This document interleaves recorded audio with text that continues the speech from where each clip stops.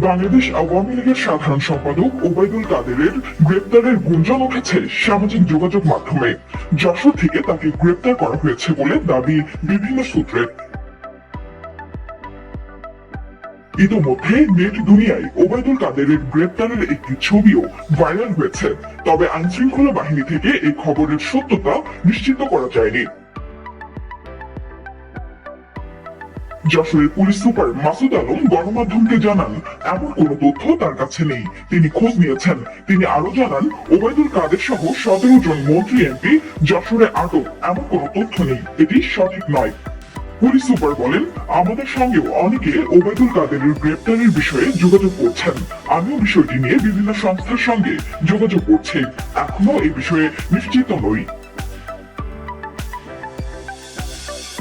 গত 5 অগস্ট সরকারের পতনের পর মন্ত্রী পরিষদের সদস্য থেকে শুরু করে বেশিরভাগ আওয়ামী লীগ নেতা আত্মগোপনে চলে যান। আত্মগোপনে ছিলেন ওবায়দুল কাদেরও।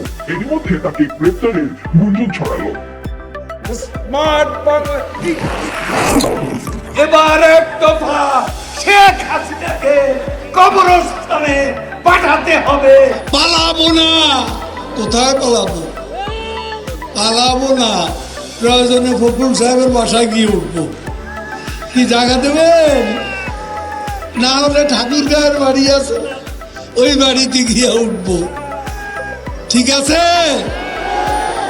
একটুকু একটা শব্দও বলবো না, জমা দেবো। কেন 10টা মিনিটও সহ্য হয় না, 15টা মিনিট সহ্য হয় না। এখন অপেক্ষা কার জন্য আসলে? হ্যাঁ, এখন অপেক্ষা কার জন্য? আপনার জন্য। মাসুদ, তুমি এখানে এসে আবার কি পুরানো খেলা শুরু করছো? তুমি কি কোনোদিনও ভালো হবে না? তুমি কোনোদিনও ভালো হবে না। 28 থেকে 4 তারিখ কতদিন হলো? কতদিন হলো? 28 তারিখের পর তো শেখ হাসিনা নেই। আরে মির্জা ফখরুল, আরে হায়, টেলিভিশনে দেখলাম খালি দৌড়াচ্ছে, কেউ কেউ টেনে ধরে হরতাল ঘোষণার জন্য।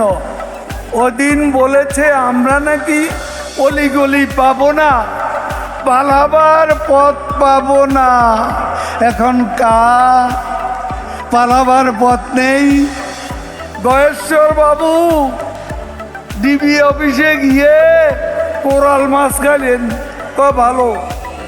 তো গয়েশ্বর বাবু কই? আর 27 নয়, আর 10 দফা নয়, এবার এক দফা শেখ হাসিনাকে কবরস্থানে পাঠাতে হবে। এই এক দফা।